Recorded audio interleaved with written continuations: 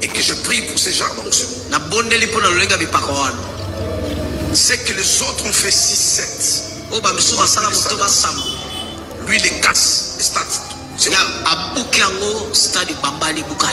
2 millions de personnes viennent à son concert. La question que lui va me poser, mais pourquoi toi qui as cette tension, tu ne vas pas remplir les stades même toi? Je sens cette tension dans la maison.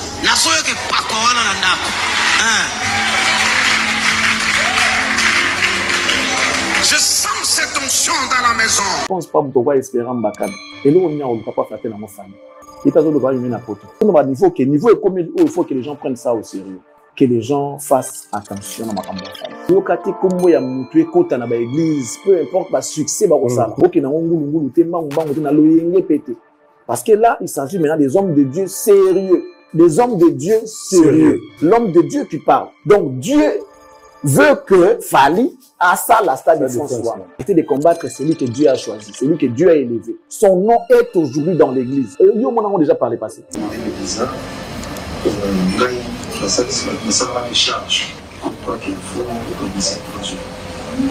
c'était le cas du service aux humains. Et là, on a de nouvelles intentions dans l'église, on fait des choses qui nous disent et c'était pas le cas toujours.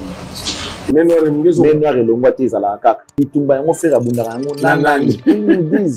Nani oyo chaque fois a fait la carte faire. La carte à faire, il a fait la carte à faire. Là, on bundisa. Na mona mutaka bundana ete. Abundana elini. Parce que yika bakanai. Yende kaka mtabundisa kani abundisa artiste mtu ya Congo. Ama meza bitumbe lele. Meza bitumbe. Arrêtez la musique. Arrêtez. Katazoba. Kinshasa, Brazzaville, on vous dit mbote, bonjour de partout, vous nous suivez en dehors de Kin et Brazza. On vous salue également, toute la Boalwood family, tous les Boalos, mbote comme Elabino, mbote à Mounene Bouye. Boalwood TV, votre chaîne préférée avec votre chronique Katazoba, la chronique d'Itantelo, animée par la gourou de son temple. On revient avec ce nouveau numéro pour partager ce qu'on a avec vous, mesdames, messieurs. Et pour nous, c'est un plaisir. Restons ensemble, il n'y a pas de souci.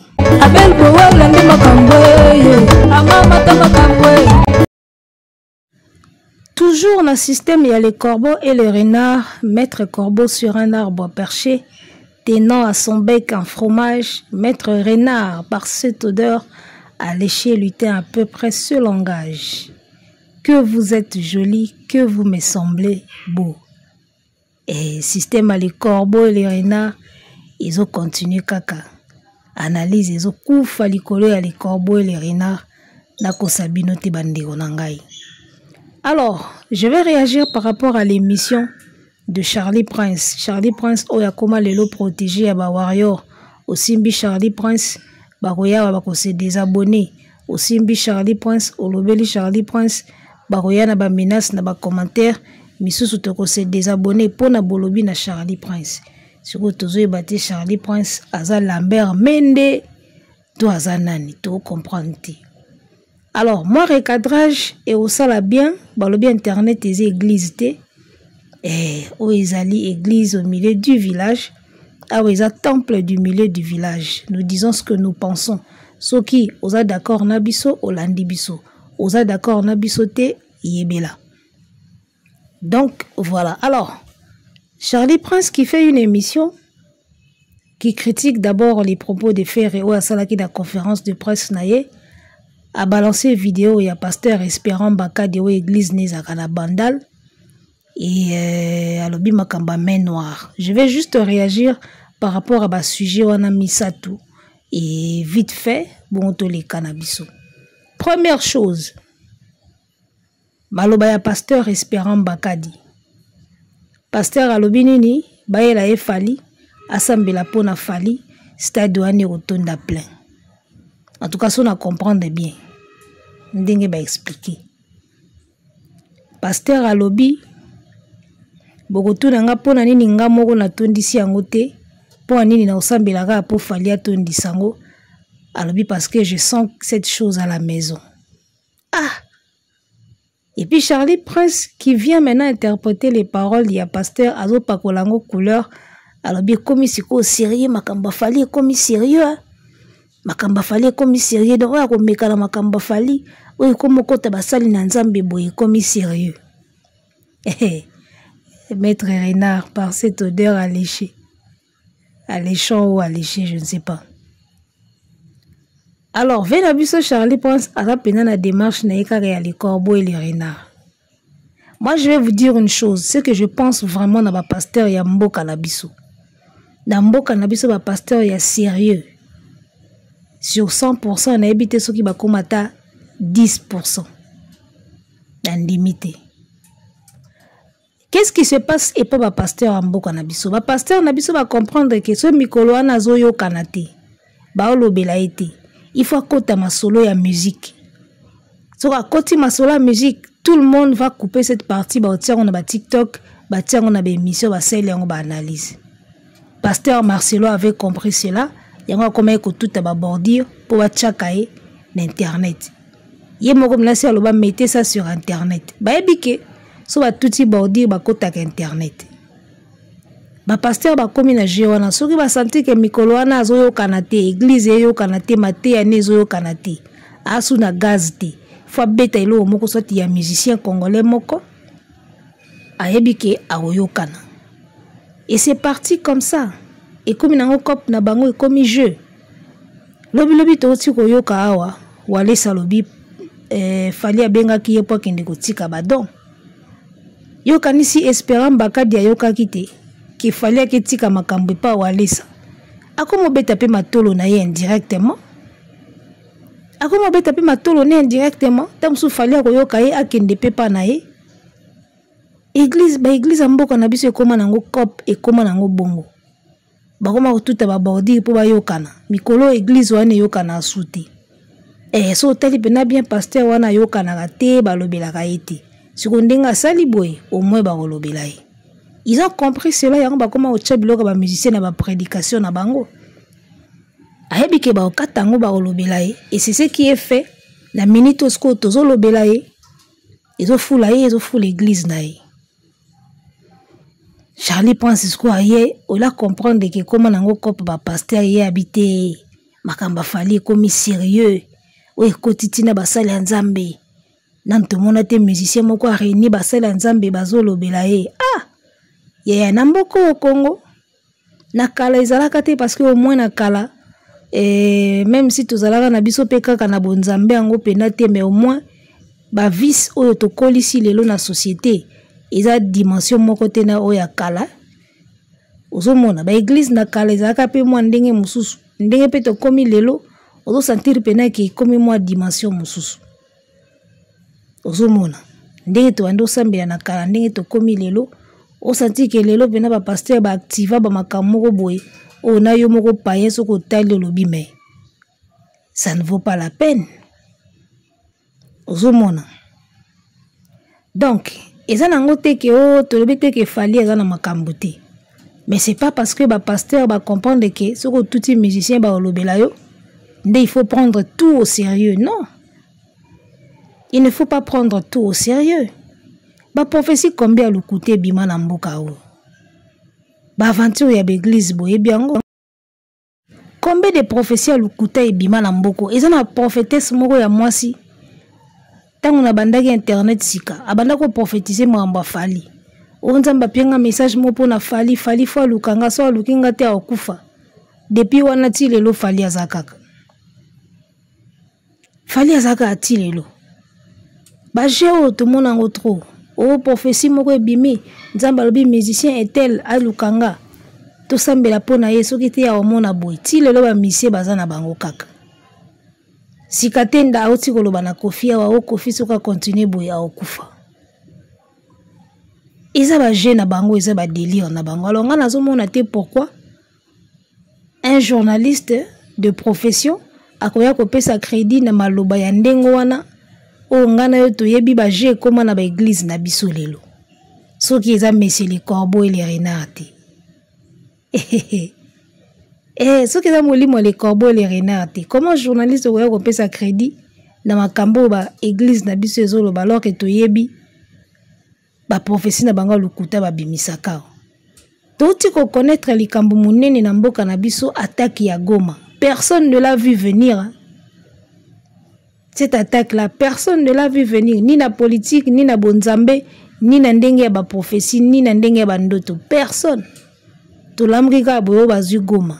Masasi yindi. Aucun prophète ne l'a vu venir. Ba mona kaka aya na bonde la pona ye stade wane rotonda. Oh kingandi musicien kingandi nzamba laksingo kokufa. Ba mona kaka négativité ba chrétien. Eloko ekamusanga yango wana. La plupart des chrétiens et des prophéties na bango ezalaka makambo mabe. Na vie ya mutu makambo malamu na ya mabe yaka. Mais bango spécialement bamona ka ya mabe. Bamona ya bien te.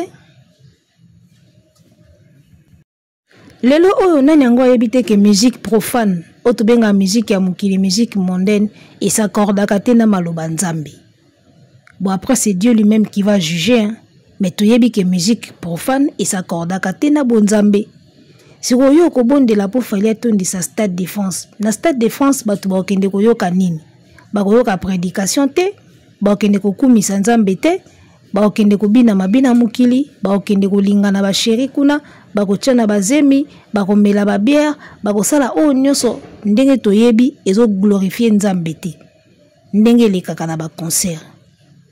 Si koyo pasteur soi-disant homme de Dieu, tu vas prier pour un artiste profane à kende kotondi sa stade de France oyo bato bako kende po bayoka parole de Dieu te. Ba kende babina wenge, babina ndombolo, babina rumba, yusko ko prier po bakende kuna ebele, bakende koyoka oyo eza parole de Dieu te. Na ebite ata mutukutu ya liboma soko yebisi makambo ya koloba me. Ba pasteur bakomo déconner. Ce que Fali fait, tout comme les autres, Bafer et Bakofi, c'est leur travail. To condamner en côté. Mais to yebi bisonyo soke, so to chebo nzambe, na musique yo bango babetaka e bala nakati. Si ko boni yo mosali na nzambe, o kende ko bondela, pour qu'un musicien profane remplisse le stade, o yo yebi ke bato ba kende na stade wana ba kende ko sambela te. C'est ça le problème. Alors que tout ça na ba Moïse mbiye na ba mai kalamba iba dena mwana na mona dena mwana zo beta ba salawa. Pourquoi ko benga dena mwana te osambela dena mwana tondi sa stade? Parce que so dena mwana tondi sa stade, on peut supposer que batu ba okumisa ka nzambe. Parce que baloba ka chanter c'est prier 2 fois. Ici ka o batu mi bale basangani bazo yemba ka kombo nzambe, eza déjà prière mobimba. Donc ba dena mwana bazawana, ba Moïse mbiye bazawana. Yo ko bondela pona bango te batondi sa stade de France parce que Moïse mbiye dena mwana baza ba santuté. D'accord, mais au moins soki bango batondi si stade de France, tu yebi ke milimo misusu ko bika kana ko yemba wana. Ba démon musu ba ko kima kana banzembu ba louange wana. Et parce qu'il y a des louanges comme ça, puis na louange leki ali. Molimo moko pe tamboli. Ndenge bino mo boté ya biso. Siko yo ko encourager ba chrétien te. Et ça, na frère moko boye, ceux qui attendent ceux qui nani, azobeta sal moko na poto. Ba chrétien basé belé, oh yo kokipe ko bonde la pona bango batondi si stade de France. Okotika ba chrétien, okotika bata gospel, okoya kozwa kaka un artiste profane, pour kende kotondi sa stade de France yo bonde la pona ye, et sika o bato bagoya ko sambela te. Na ebite, même na logique ya makambo bino mo bote ya biso ezo bala na te. Ezo bala na te. Logique yo bino mo bote ya biso que musique profane, musique chrétienne, ezo bala na te. Ozomona. Et moi ça ne m'étonne pas parce que tout ça a été dit dans la Bible que batu bakokoma ava wana yene so wana iza lokoso ambongo. Abi ke so fali ani atima kolon église na ye a ozo enveloppe. Aye biango. Lokola yoka ki fali atiki biloko epa walisa. Akomo senga pe fali pa ke betele tourti. Atiki le pe yaye. C'est comme ça que ça se passe. Au moins niveau to komine basali nzambe ya Congo. Et Charlie Prince dans tout ça, il y a zomona kaka oh makamba fali siko ekomi sérieux ou ekotina basala nzambe. Ekoti basali nzambe oui. Fali à la notoriété oui. Fali à la notoriété, tout le monde peut maintenant parler de Fali. Ça c'est logique. Mais dans le contexte, ni yo mosali nzambe zolobela Fali. C'est ça. Notoriété à Fali, c'est ça la ke motutu a lobelaye. Tu parles de Fali, tu auras des vues. Tu parles de Fally, tout le monde va te citer. Tu cites le nom de Fally, au moment de la réaction. Ça, c'est vrai. C'est une évidence. Mais yo suko musala nzambe, na quel contexte zolo bela masolo a Fally? Et ndesi ke comme un problème. Mutu aza mutu pena normal, ou aza flatteur te, akoki jamais ko appuyer makambo mbaka dialobi wana. Nga d'ailleurs ba pasteur église na biso ko bolimbisa nga bakota na baonga te. Mutakota anga zate na ba yembaka na ba sambelaka na ba sala soni na mona nangelo kamba ya malunga ba sala gate wana. Parlons maintenant de makambo main noire. Charlie Prince o azolo bake et faire noir a lobeli makambo main noire na conférence na ye. Charlie Prince qui va répliquer toute cette vidéo en auto kangomba la moko. C'était pas le cas toujours. Mais noir et longue tes à la caca. Il tombe à mon frère à Bundarango. Nani, ils nous disent. Nani, oh, chaque fois, à quel mélange à faire. Par à faire, il va quel mélange à faire. Ça va là au Bundisa. Non, mon amour, Bundana était. Abundana est mini. Parce que il y a Bakanaï. Il y a des cas comme Bundisa. Il y a des artistes qui sont à Congo. Voilà, Charlie Prince qui dit que main noire pas faire ici l'arté. Babundisa kaye. Babundisa artiste est à Congo. Main noire ici l'arté. Omoni na roloba likambo ya main noire au fait galobaka tout le temps. Na ko vanda na réfléchir na lobby. C'est vrai que moko fait la moi trop. Mais moko pe soki mutazo lela moi trop. Bolukana nu pe boye ba bolandela. Tamusu mutalela kana tina. Bolati se kaka oh victimisation. Oh molimo victimisation. Oh, azakana victimisation. Tola tiseka victimisation po. Tozo atante ya koluka koyeba. Place nini. Mabe ezo uta to mabe utaka. Omoni. Likambo ya main noire au fega lobaka.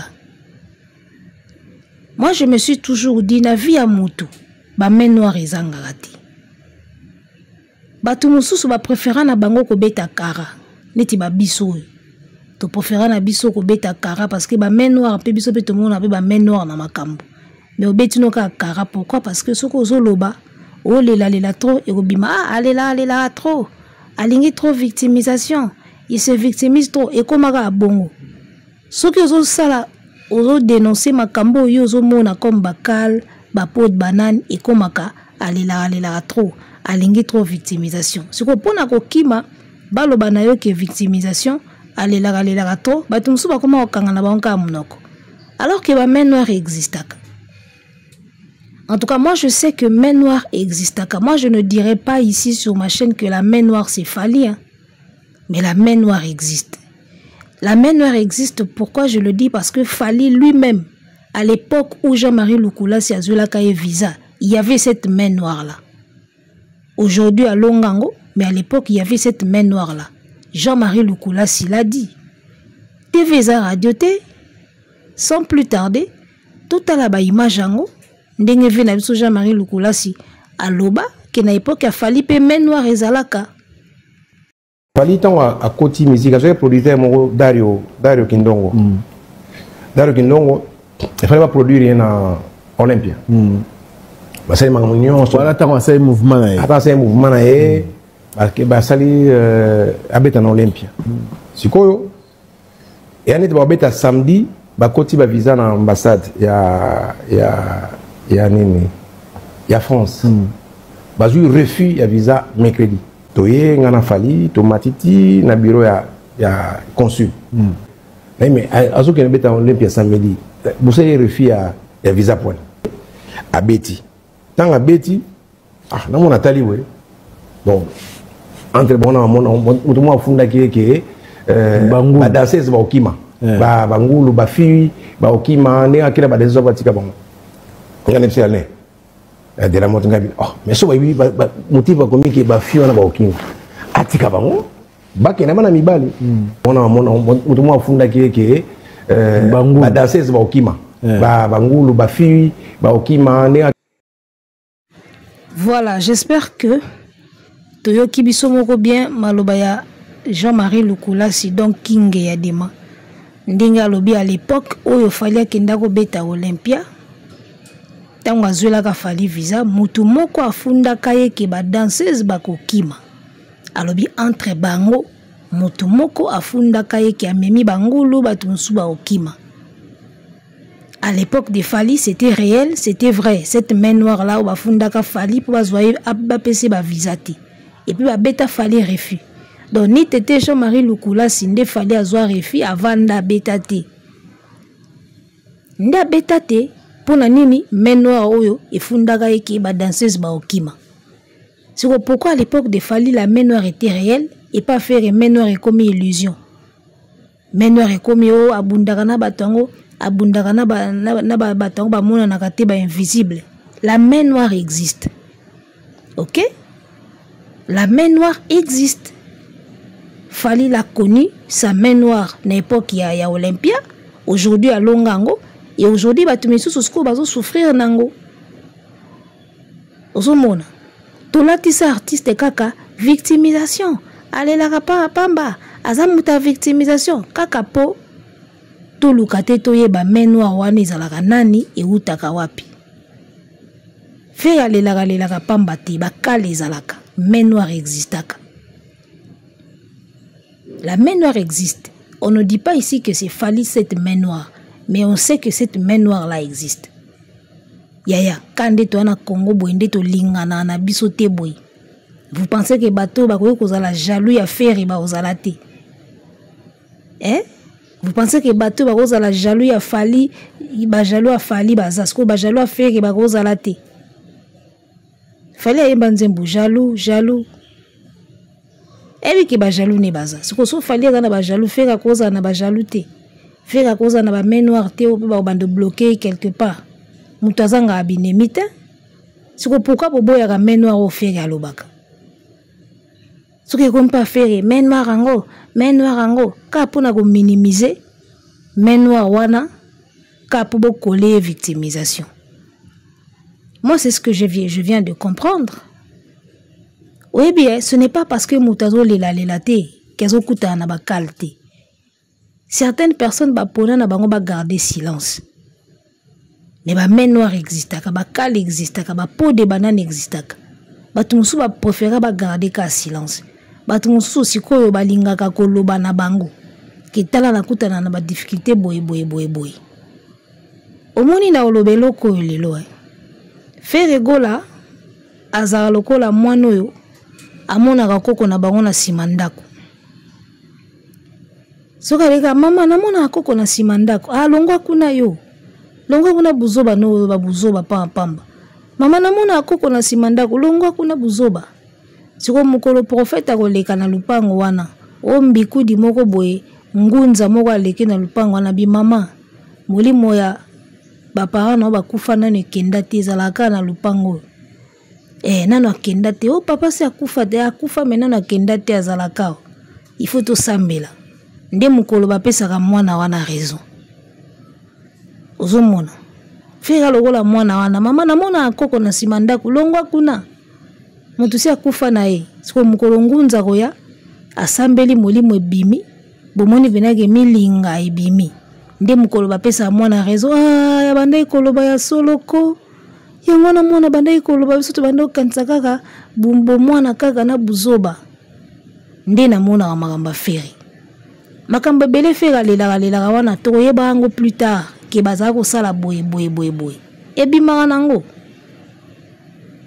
eko bimaka nango na fin ya carrière ketala to banda ko sala boy to zaka ko sala boy to banda ko kende boy to banda ko bloquer boy eko bimaka nango plus tard alela pamba te ozomona muto alela pamba te ba carrière to sala o ba peau de banane za ba main noire za y a des gens balinga te baleka bango so sentir que muto wana zo ya mabe il faut ba bloquer ezali. C'est pas parce que les autres ne pleurnichent pas, c'est parce que les autres ne disent rien que ba mona angote. Ba préférant na bango garder silence. Pour ce ba lobby boyaka victimisation, ba linko lela pamba, ma mbala lela te, mais ce ba préférant na bango ba garder ka silence. Mais ba main noire ezalaka. Si à l'époque de Fali, batu ba funda yeki batu ba kokima et puis ba pesier visati. Azwa refus. Donc Jean-Marie Lukula si mutaya a débloqué situation ni tete cela ndi avanda. Pona nini mutu moko bo alobi ba okima et na tour affaire bazo nier ka ke main noire ezati non ba main noire ezali même pour d'autres artistes aussi bana makam na bango ba monaka ozomona surtout na ba vie oyo bato bazala na bango na batute neti Jean-Marie Lukula soki azalaka te nde toyebi te air wana makambo elalaka mais lokola azalaki asauva situation siko soki yo ozalaka no na Jean-Marie Lukula si ya demate et moi te ba menor e bando kango kaka siko soko leli o alela pamba o victimisation tout le monde n'a pas Jean-Marie Lukula si les gars tout le monde n'a pas Jean-Marie. Et lui, parce qu'il avait fallu, il avait Jean-Marie Lukula, il a pu débloquer la situation. C'est quoi le musicien où il a Jean-Marie Lukula cité. Bon, on a été refi et bandolanda na ka pam pam. Bozo mon angote. Je vous l'avais dit dans l'émission qu'on a salaki que le jour où j'ai appris les solos Jean-Marie Lukula c'est à Betandinga azwa fali ba visa. Na esa ki bino ke ngana nyongaki parce que ngana zo ba 3 refi na ba Schengen wana. Pourquoi? Parce qu'on a personne. Tout ça n'a Jean-Marie Lukula cité. Ouais, à Kende à Télémi à Lobelio. Ozomona, Moutounio ça n'a Jean-Marie Lukula cité. De ce qui moutazo la main noire naïe, botika ya na main noire naïe azomona. Babiso to lo ba na biso te to lela na biso te. Surtout ça qui n'a Jean-Marie Lukula cité. Ndeta mususu déjà tout mon ami qui litongo. Mais bakale na bakale. To préféré na biso ka ko seter. Baya wala tsabisoka victimisation neti feri. Malamu to lobaka ati to melango kaka. Donc voilà, comprenez que ce qui mona maya mona ga main noire na ye, amona ga ba main noire na ye bazali. Les mains noires là ça existe. Ozomona, ça existe. Ozana ona Jean-Marie Lukula cité, oso ba beti au refus, ya kokendeka sololina consul tac na minute mukie ba accordé. Ozana ona yete osani. Olelaka main noire na uti. Olelaka main noire na yo. Ti mukolo nzamba kosala sona banzela nini yango wana oyape kozwa makamu na yo. Donc voilà, botika kape ko incriminer muninga so azolela ba main noire na ye, ayebi makamba monaka. Ngana lobango na ba fin ya ba carrière ya ba artiste to yoka ba secret mususu. To kozala peut-être écœuré. Ozomona. Makamu te bimaka na fe na ba faire ba carrière na bango to yoka makamu. Ba témoignage ko bima makambo belé ko bima. Ba yebisa bino pena moni période moko boye salaka boye biso. Omona période moko likam moko yaka boye salaka boye kenda ka ezonga ka boye biso. To yoka ba secret ko bima na fin ya carrière. Ka ndenge bimaka. Donc, Charlie Prince, vous comprenez, en mode les corbeaux et les renards, la minute yo, ana choix mon sous-souté. Et que vous êtes joli caca, que vous me semblez beau. Sans mentir, votre plumage se rapporte à votre ramage, la minute yo, que vous êtes joli, que vous me semblez beau. Et là, monsieur Ezati. Ndenge moka na pasteur wana SP wana. Pasteur espérant. Yé pas en mode que vous êtes joli, que vous me semblez beau. Yo le baba yelo fali l'église na yo. D'abord azolo baba yelanga so ba yelinga fali ango koli kagat. Ba yelo fali le roi koli ale bondela ponango. Na ba pasteur ba komi na rythme que vous êtes joli, que vous me semblez beau. Mikolo e komi ga bongo. Lempa uzo mo visa, lempa uzo mo eloko. L'impa aux hommes makam. Charlie pense à ce qu'on s'en est fallu sur à remplacer la place ya Nati le collé. Alors quand s'en est remplacer la place à Nati le collé, place où Nati a tika wana kenda na e, Nati a comme na au milieu du village. Charlie pense à ce que boule na e fallu à remplacer sur qu'on a place à Nati le collé. Bina bon na Charlie pense tenir à bonsa ba plateau. Rêve neza ya mba fallu na émission. C'est ça son rêve. Ah bon ça plateau, tout tcha plateau ba esthétique ba minda. Dans boule na eza falia ya nieta makolo na plateau na e wana ya bandana. Falia nieta makolo na plateau na e ba sa l'émission ndenge salaka na ba popol mopasula, ndenge asala na ba Nati le collé, ba sa l'émission ale biso peto kata to sala ba émissionnette. Rêve ya Charlie Ponce yango wana. ngam na ofungola bino. Donc Charlie pense que aromo bongisa ba plateau atia ba minda mabe atsumba ba kiti atia ba esthétique azozela yamba fali na plateau na yewana. Ya Cactus Télévision. Azozela yamba fali na plateau na yewana. Rêve neza yango wana. Tota nano ndengo kenda na fali tango za pas faire na ndimite fali opeso émission. Oyamba na ba directeur oyamba na ba musicien mais ye moko pena po kita wana. Na habité ya ne lo mofo sala. Wana mna to yebi na biso ke aolinga yamba fali. Bonsa plateau wana po yamba aigle na plateau na ye. Bon, tam sous na chance na yeba pese mission tout à la nan. Mais place na ti lo collé au kaniti ke ba chayo wana. Charlie Prince. Na habité bunda kaka. Arrêtez la musique. Arrêtez quoi?